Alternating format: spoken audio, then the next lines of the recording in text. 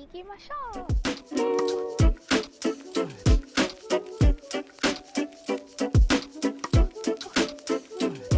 Handa ka na bang tumaba? Nandito tayo ngayon sa Osaka, which is the food capital daw ng Japan. At may kita tayo dito sa bakod. Ang daming kainan, no? Pa right man or left, ang dami. Tsaka medyo madami na rin yung tao dito. So, mamaya bibisitahin natin yung mga iba't ibang places dito sa may Dotonbori.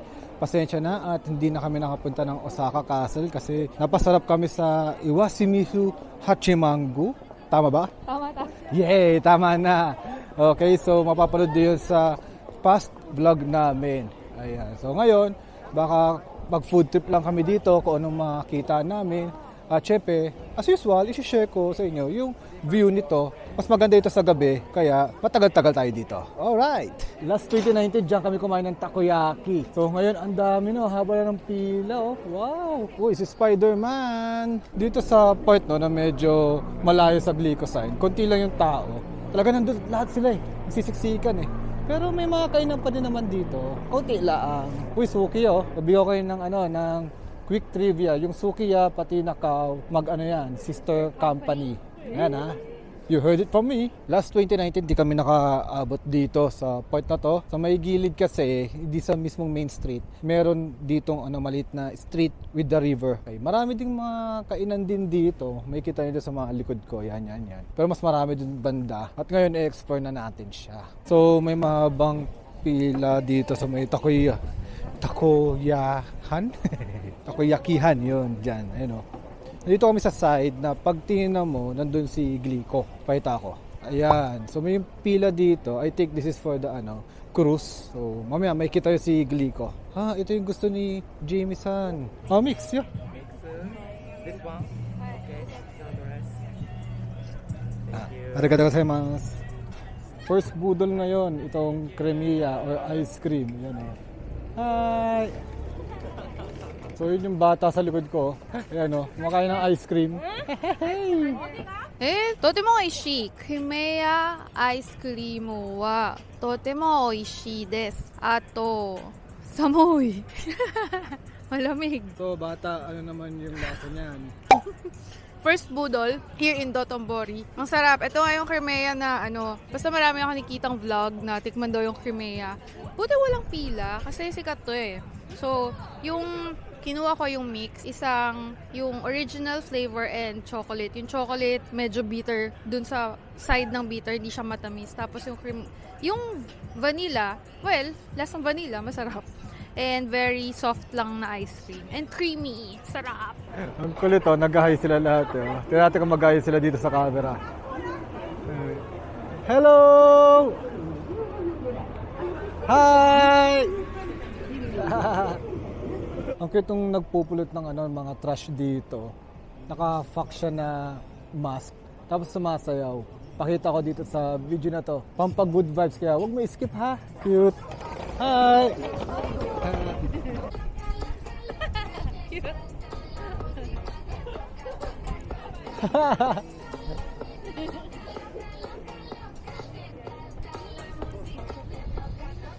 Nandito sa likod namin ang famous na Glycosine. So medyo maaga pa. Mamaya balikan natin. Tapos comment down below kung ano yung mas maganda. Sa umaga ba siya or sa gabi? Wow, grabe yung araw. Pero kung magpa-picture kayo dito kay Glico, ang daming pwede hindi lang doon sa gitna. Tingnan niyo sa likod ko. Ayun o. Diba wala katao-tao dito along the way? Lahat nagsisiksikan sila doon, napakita ko. Diba nagsisiksikan sila doon, ito mo si Jamihu Vlogs, naka-solo dyan. Ayun, nagsisiksikan sila doon sa taas, pwede naman dito sa baba, diba? Compared sa Kyoto, medyo maingay dito, no? At makulay at may kaunting kaguluhan. Maraming tao. Konting kalat. Pero yun yung charm nitong Osaka sa iba. Unlike sa Kyoto, pa sa mga matatandang tulad namin, joke lang, hindi. Sa mga gusto ng peace.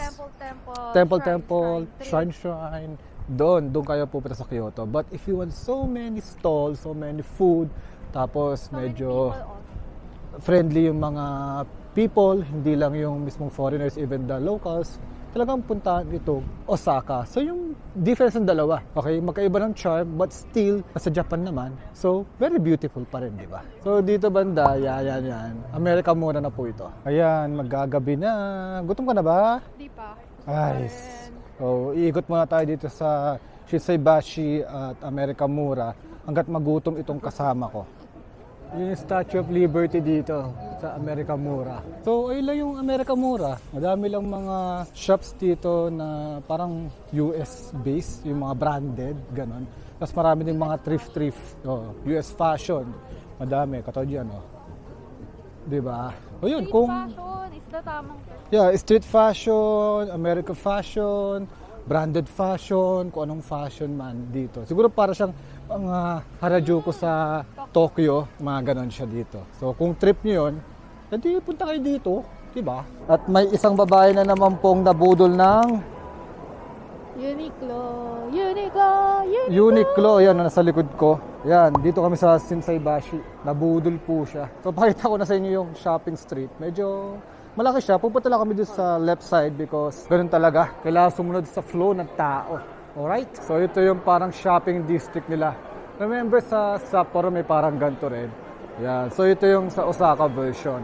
May Lacoste doon, follow by Ralph Lauren, Tagiwa, Gucci. So gaya siya kahaba hanggang doon pa sa dulo. Ang dami pang akong nakikita mga pwedeng shoppingan doon. Right now, di ko alam kung gutom na itong kasama ko, pero babalik ulit tayo sa Dotonbori. Tingnan ulit natin yung Glico para makita nyo kung ano ba yung mas gusto nyong view ng Glico sa umaga o sa gabi. Grabe tao dito. Paggabi, sobra. Ayun na si Glico. Tapos si Spider-Man, nakita nyo. Spider-Man, hey! Ayan, so ayan na siya paggabi. Ano ko yung exposure, yan ano mas maganda? Yung kanina o ngayon? Ayun Woo! Comment down below. Comment down below. Dami ng tao ngayon, di ba? Uy, may kumakantang malupit. Ayun Ito na po yung vibrant color ng Osaka sa gabi. Ayan, ang saya, di ba? Ayan siya, wow. Diba, iba yung charm. Ayun, nasa likod namin yung sign ng Dotonbori. Sana nakikita. Ayan guys, walang katao-tao dito. Di ba? Ayan. Yay! So, pasensya na kung mukhang-mukha kasi bawal daw mag-video or mag-picture na makikita ibang tao. Kaya mukhang-mukha ko yung makikita nyo. Pati pagkain mamaya, sa mga b-roll siguro. Yun, gusto lang sabihin na may nakita kami ditong tagong yakitori, which is Oishi. Oishi talaga. So natikman na namin yung isang parang isaw natin. Iba-iba kasi yung mga sauce niya. May mustard soy sauce, vinegar, cutlass sauce. Akala ko, hihingi ka ng mga sauce. Hindi pala. Sa bawat na yakitori, may iba't ibang traditional sauce. Pasensya na kung medyo maingay dahil marami nagkukuntuhan. At sa harap ko naguhugas sila. Literal. Kasi nasa harap lang din namin yung pagkain. Which is cool, diba? Yung mga masasarap na kain, mga local places talaga.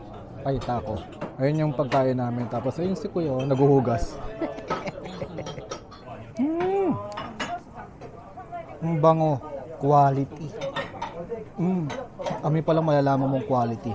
Ito yung barbecue nila guys. Ang masasabi ko lang, nakagatan ko na So, food review. Dito ko malalaman kahit hindi ko isawsaw sa sausawan na masarap na siya.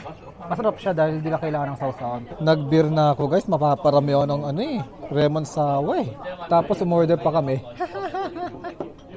Takaw Diyan kami kumain. Yan, sarap, sold. Kung kaya pa kumain ni Jamimoy Vlog, subscribe kayo. Baka nalasing ako doon.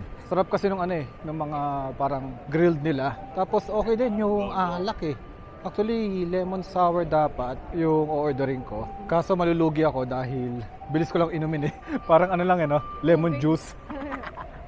Ayun, so babalik na kami sa Kyoto. Mga 1 hour pa ulit yung biyahe. Kaya sana nag-enjoy kayo sa trip namin. Kaya susunod na vlog ulit.